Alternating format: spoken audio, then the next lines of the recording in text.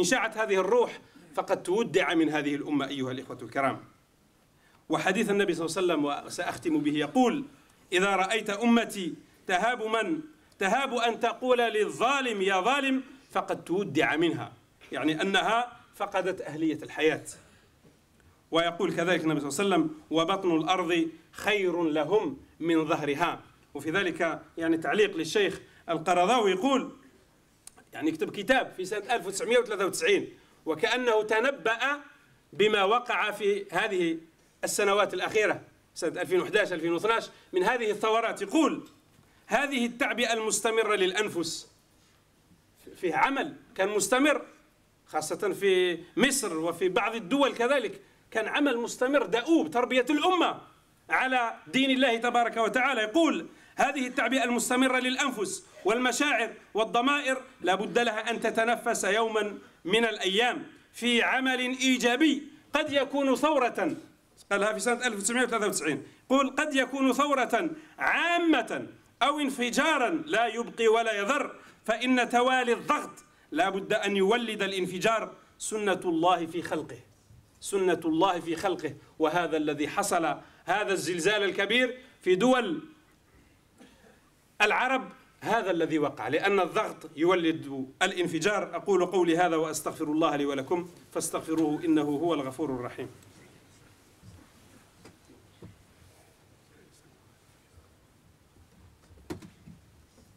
الحمد لله وكفى، وأصلي وأسلم على سيد الأنبياء المصطفى صلى الله عليه وعلى آله وصحبه وسلم. Chers frères, chères sœurs, je parlais du printemps arabe qui nous a rendu espoir. Il a rendu espoir à toute la communauté musulmane. Et tout le monde aujourd'hui sont optimistes. Le printemps arabe a mis sur la table des sujets de discussion et de débat, restés pendant très longtemps dans les oubliettes. En effet, on parle aujourd'hui beaucoup de la charia, le système politique en islam, la relation entre l'islam et la politique. Les laïcs l'appellent l'islam politique. C'est une sorte de dénigrement quand on parle de l'islam politique. Il n'y a pas un islam politique, il y a un islam économique, il y a un islam social, il y a un islam écologique, il y a un islam tout court. Et l'islam accorde de l'importance à tous les domaines de la vie. On parle aussi aujourd'hui de l'islamisme, notamment avec le changement dans certains pays arabes, tels que le Maroc, la Tunisie, la Libye, l'Égypte, la Turquie. Ce n'est pas un pays arabe, mais il y a un changement, alhamdoulilah, elle est dans la bonne voie. Nos ennemis utilisent l'islamisme ou l'islam politique pour faire peur à la société. La question qui se pose, quelle est la relation entre l'islam et la politique? Cheikh Al-Qardawi, il dit: je vous déclare que l'islam, tel qu'il a été révélé, ne peut être que politique. Et si tu retires le côté politique, le domaine politique de l'islam, tu as transformé cette religion en notre religion, le bouddhisme, le christianisme ou autre. Elle peut être tout sauf l'islam, pour deux raisons. La première raison, c'est que l'islam a une vision et une position claire vis-à-vis de plusieurs dossiers par rapport à la politique. L'islam est un système qui touche tous les domaines de la vie, de l'individu, de la famille, de la société, de l'État et des relations internationales. Le Coran et la Sunna confirment ça, même dans les domaines des adorations, il y a de la politique. L'exemple, quand les tribus à l'époque de Abu Bakr as-Siddiq, ils ont refusé de payer la zakat, de donner la zakat, Abu Bakr as-Siddiq, il leur a déclaré la guerre. L'islam a mis des bases et a fixé des orientations dans la politique de l'enseignement, la politique de la communication, la politique de la législation, la politique de l'économie, la politique des finances, la politique de la paix, la politique de la guerre, la politique des accords, la politique internationale. Et dire aujourd'hui: rendez à César ce qui appartient à César et à Dieu ce qui appartient à Dieu. L'islam a une autre philosophie. La philosophie de l'islam, c'est que César et ce qui appartient à César sont à Dieu. C'est le vrai sens de l'unicité d'Allah subhanahu wa ta'ala.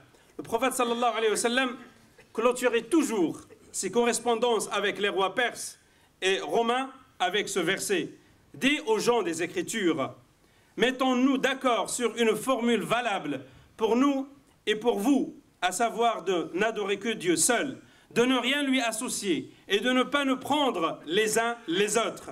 pour des maîtres en dehors de Dieu. S'ils se refusent, dites-leur, soyez témoins, que, en ce qui concerne notre soumission à Dieu, est totale et entière. Le deuxième point, la deuxième raison, c'est que la personnalité de musulman, telle que l'islam l'a forgée, l'a formée, ne peut être que politique. Le musulman accomplit le bien et interdit le mal. Et ça, c'est l'essence de la foi. C'est la raison d'être. Vous êtes la meilleure communauté si on croit à Allah subhanahu wa ta'ala. Vous accordez le bien et vous interdisez le mal. Et il dit aussi, par rapport à l'humiliation, il incite les gens à vivre dans la dignité. Pourquoi ne combattriez-vous pas dans la voie de Dieu pour défendre les opprimés, tous les opprimés, que ce soit musulmans ou pas musulmans, les hommes, femmes et enfants, dont les cris ne cessent de retentir.